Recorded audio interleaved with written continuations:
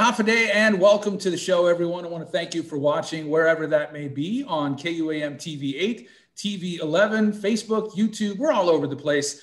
So thank you again. Today, we're going to be talking public policy and the RCPP, the Regional Center for Public Policy. So we're not going to be actually talking laws and bills that are at the legislature. We're going to be talking about this regional center.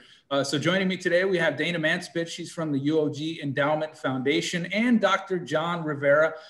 So Doctor, we'll start with you. Let's get a little background on the RCPP and what it's all about. Yeah, so the story that I tell with the origins of RCPP goes back to when I first started full-time at the University of Guam. I got picked up on the Public Administration and Legal Studies Department. And at the time, I was assigned the Masters of Public Administration program. And so they sent me off to these conferences in the United States with some of the biggest and the best MPA programs in the nation.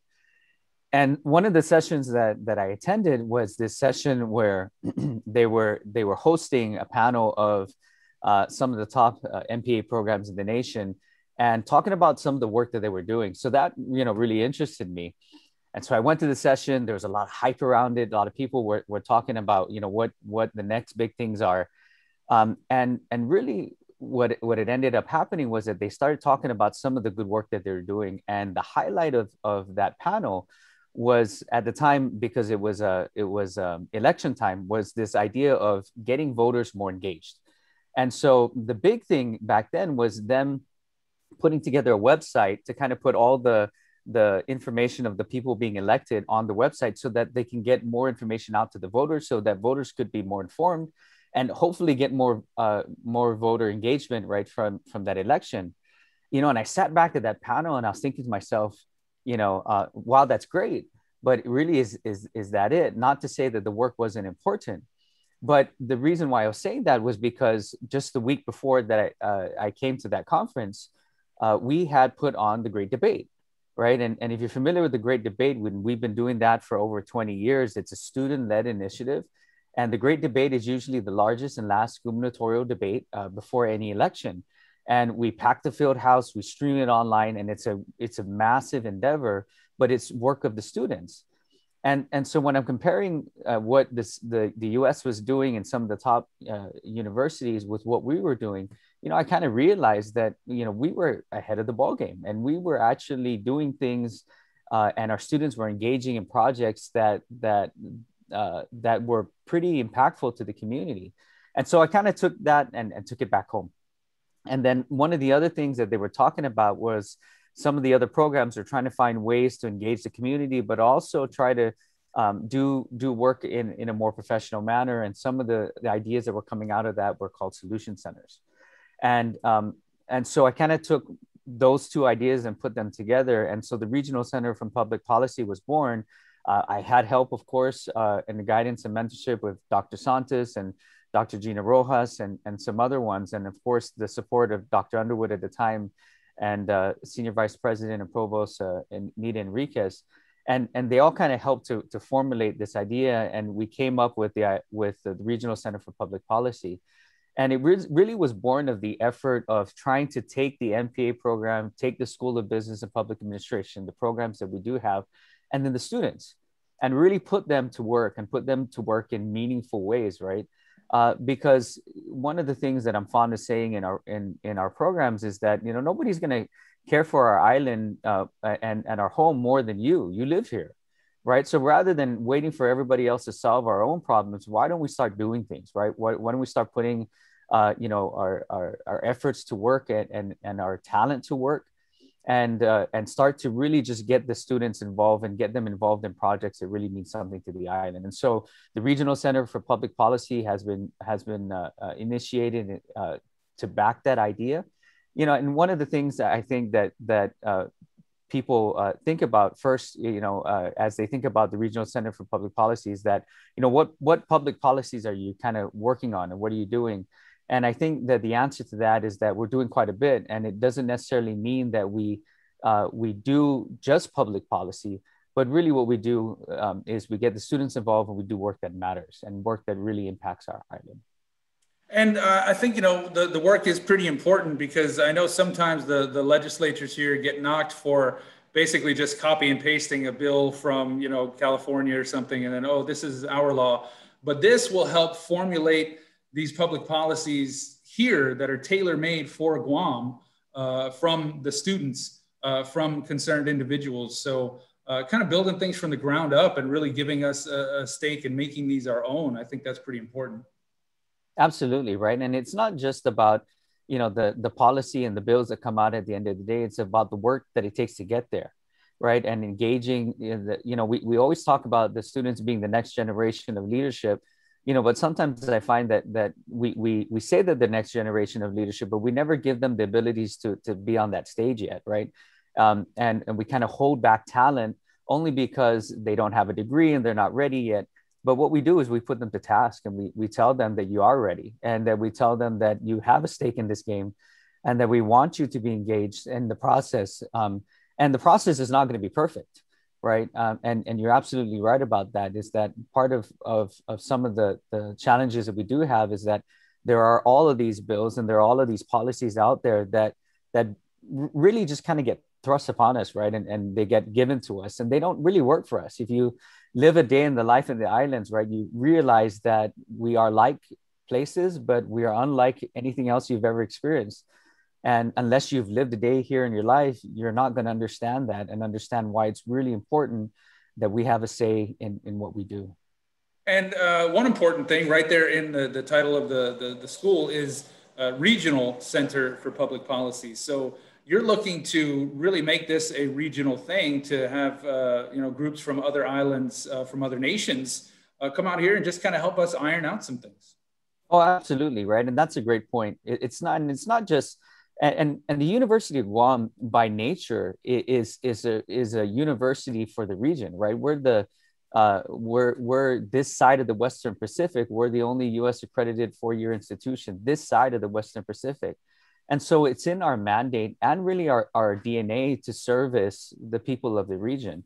And I think sometimes, there's that kind of gets lost in the shuffle. But when you look at the student base and you look at the populations that come, that's who's at the university. It's not just people from here, it's people from all over Micronesia. And so the work that we do really tries to kind of get everybody involved, right? One of the projects we worked on in partnership with the Guam Coalition Against Sexual Assault and Family Violence and Dr. Lisa Natividad and some of the social work students was partnering to create a regional sexual assault toolkit that was translated into different languages, but also very cultural, right? Because when we're dealing with some of our brothers and sisters from Greater Micronesia, you realize that even from Guam itself, from outside into Guam and then from Guam out into Micronesia, it isn't the same. And we cannot use the same types of approaches for these outreach programs and these education programs. And so on that project, it was really interesting because we got a whole bunch of students that were from Micronesia that were luckily in our classes, but they were able to share insights about their culture and just how we do things, right? And how they do things. And if we're going to be effective, how to do things better. And, instead of just people sitting on Facebook and yelling about their public policy issues, they can actually get involved in the Regional Center for Public Policy. So explain a little bit, like, is it, just for UOG students, just to kind of groom that next generation of leaders, as you said, or public officials can get involved? I'm sure you're working closely with the legislature, but how can people get involved to kind of, at least put their 2 cents in there? Well, they can get involved by just contacting us, right? For sure, we get the students involved, and they're at the core of everything we do. We don't have the big grants, and we don't have the big funding that other institutions have. Sometimes initiatives are born of these grants, right? You get a big grant, and then that becomes your driving force. Center was kind of created in the opposite, right? We had an idea and we had a purpose and a mission, and then we started to kind of go out there. So a lot of times we do things because of funding or because we have funding. We just do things because it's important enough as part of our mission to do it. And then along the way, right, we do pick up what we can from different grants and different sources. And so to get involved, really, just contact us, right, and see what it is that we're doing and what we're a part of. And also, we take in things from the public. There are a lot of opportunities that people have, and they bring it to our table. At one point, Guam Customs came to us and said, we have this challenge. Could you help us? And so we did that, right? And we took that on. And I know that some of the work that we did with regard to that report, they're using for public policy. They're using for some of the things that they're trying to stabilize within their institution. So we've done that. We've done work with GPD. We're doing work right now with GVB. And so it's not just a government thing. It's really, a regional thing, and it's an impact thing. Well, I'm glad you brought up funding. That's why we got Daena in here. She's not just a pretty face to sit there and be some window dressing on the show. Daena, it's your moment. You're up. So you're with the UOG Endowment Foundation, and as we've talked about RCPP. A little bit of grant money here and there, a couple dollars thrown this way, taken from, wherever they can get it. But you're making a big push here. So you've got a raffle coming up. Let's talk about it. Yes, so we are hosting a 50, 40, 10 raffle. And the way it works is of all the funds that are raised, 50% will go to RCPP, 40% will go to the winner, and 10% will go to a nonprofit of the winner's choice. And so we're selling tickets online at give.uog.edu, and you can purchase them. They're $15 each, and all of the proceeds, like I said, is 50, 40, 10. So 50% of the proceeds will go to fund all of those great things that Dr. Rivera had spoken about earlier. So if you want to do your part, you just have to log in. Some people want to purchase in person. So we did get a few phone calls. You can call our office at 735-2957. Just make an appointment. You can do a same-day appointment, walk in, and any of our staff can assist, and you can purchase in the office as well. Okay, so all this money here, 50, 40, 10, that's, you broke it down. So the foundation, throwing this, and usually you have these big events, I'm sure in the past this event would have been done in a ballroom somewhere and a big, a theme or something like that. But due to the restrictions, the conditions that we're in, you can't do that. So you really had to tailor your fundraising efforts. And so you decided to go with a raffle. So I'm assuming that you do not have to be present to win in some place when the raffle is held. So you do not need to be present to win. We will be doing a Facebook Live raffle on May 6th. So we'll be drawing the names there. But in addition to the big money prize, we have a lot of really great prizes. We want to give a shout out to all of our sponsors and everyone who made their donations.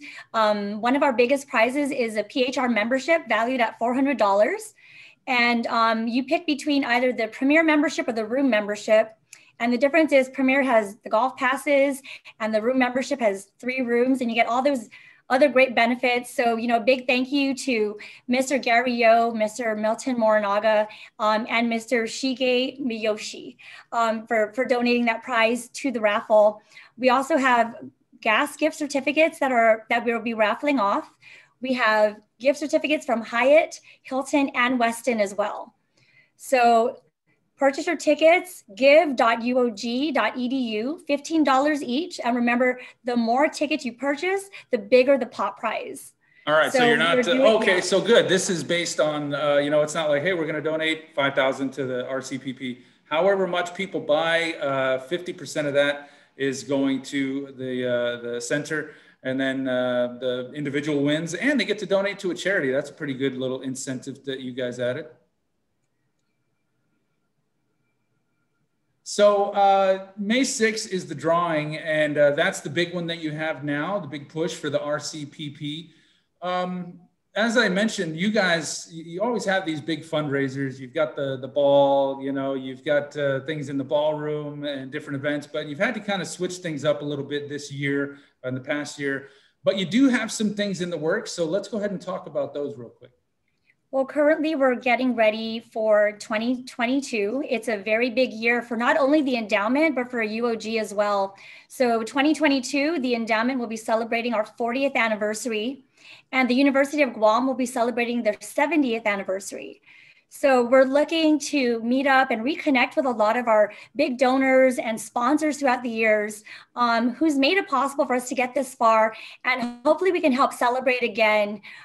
Because of the restrictions now, we are doing everything virtually. Once things are lifted, we're looking at having a big celebration. So we'll be reconnecting with a lot of the companies, like I said, a lot of the organizations, to see what we can do to give back more. All the money that comes through the endowment, we handle scholarships, we fund research, a lot of the projects, we give money to RCBP. We want to make sure that everything that we do, we're focusing on the island community and helping to build a better future. So we look forward for people to taking part in this. Yeah, and all of this just benefits the community.